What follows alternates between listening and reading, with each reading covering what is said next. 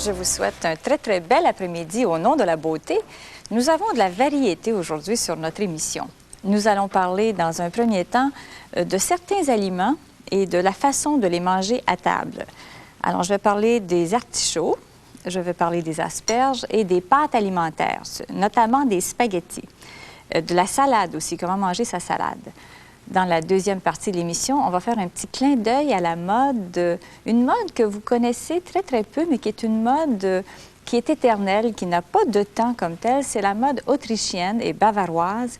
C'est une mode que les gens aiment beaucoup porter dans toutes les tailles pour un look très champêtre, un look campagnard. Et on va faire un petit clin d'œil aussi sur des cadeaux pour hommes dans la troisième partie de notre émission.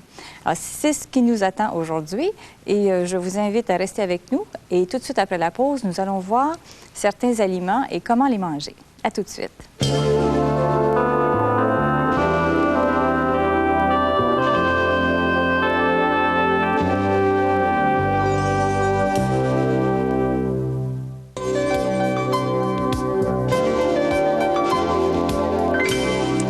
On va se souhaiter un bon appétit aujourd'hui, même si je ne vais pas manger pour vrai.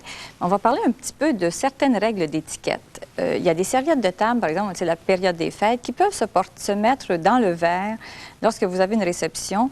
Alors ici, on a déposé tout simplement la serviette dans le verre à vin. Et comme on est sur le verre à vin, aujourd'hui, je vais vous montrer ce verre à vin qu'on appelle le verre tulipe, qui est un verre universel. On peut y servir autant du vin blanc que du vin rouge. Alors, pour celles qui n'ont pas le budget ou n'ont pas l'espace pour avoir et les verres à vin blanc et les verres à vin rouge, ce verre tulipe peut vous dépanner et vous permet de servir autant le vin blanc que le vin rouge. On va aller à l'artichaut, qui est un aliment assez complexe pour celles qui n'en ont jamais mangé. Alors, il existe des assiettes spécialement conçues pour servir les artichauts. Alors, cette assiette, comme vous le voyez, elle a à son centre un creux pour y déposer l'artichaut. Devant l'invité ou devant le convive, on y dépose la vinaigrette, si on veut manger un artichaut à la vinaigrette. Et on va défaire l'artichaut avec ses doigts, en commençant par les feuilles extérieures à l'artichaut. Celui-ci n'a pas été suffisamment cuit parce qu'on l'a cuit très, très vite en studio. Alors, on détache les feuilles, on trempe la feuille dans la vinaigrette et on gruge. On mange directement de la feuille la partie, à peu près 1/4 de pouce ici du cœur de l'artichaut qui est resté sur la feuille. On le mange, cette partie, avec ses dents. On le gruge tout simplement. Et une fois qu'on a mangé l'artichaut avec la vinaigrette, on le dépose dans l'assiette. Et finalement, ça fait une assiette qui est composée de feuilles ici qui sont peut-être pas défraîchies, mais qui ont été libérées du cœur de l'artichaut et jusqu'à ce qu'on arrive à l'artichaut au centre. Maintenant, quand on arrive au cœur de l'artichaut, il faut enlever le petit chapeau de paille qui est sur le dessus de l'artichaut pour ensuite savourer le petit cœur qui est libéré de toutes les petites membranes qui donnent un effet de paille un peu. Alors, on mange donc l'artichaut, on ne mange pas toute la feuille, on gruge 1/4 de pouce seulement.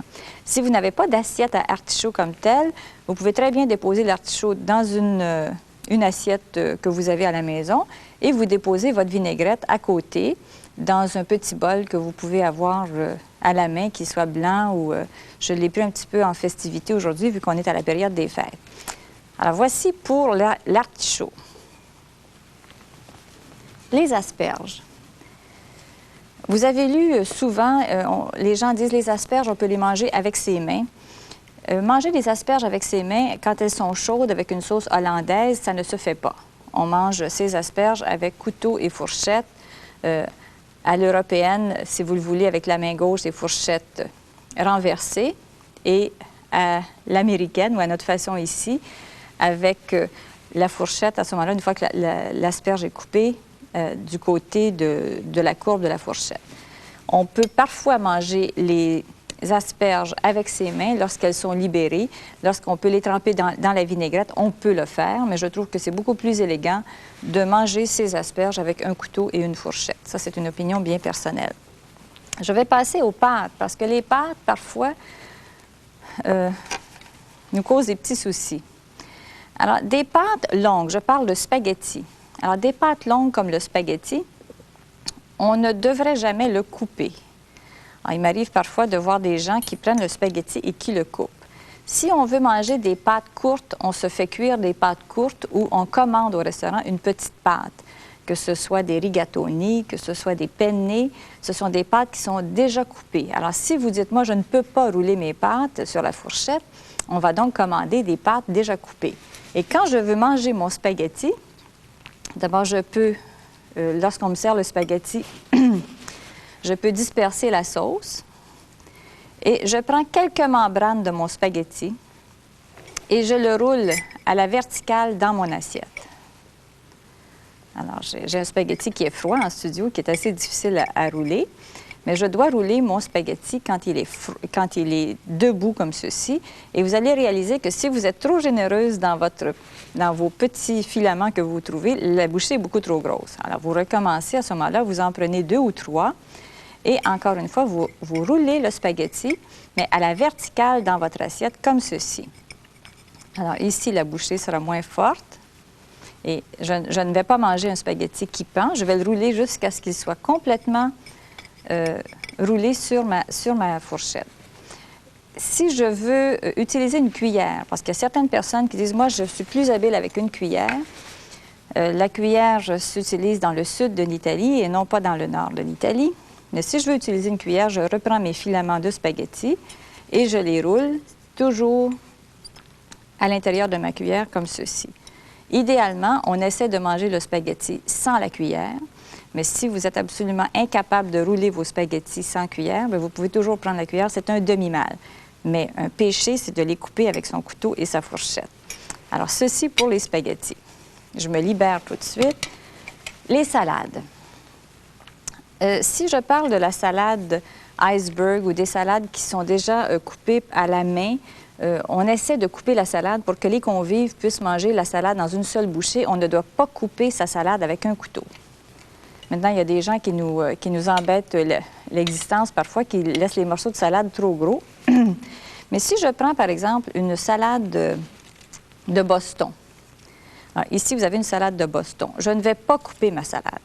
À l'aide de mon couteau, je vais plier ma salade et je vais manger ma salade sans l'avoir coupée. Alors, le couteau va me servir à plier et à ramasser ma salade pour que je puisse la piquer comme il faut et la manger d'une seule bouchée.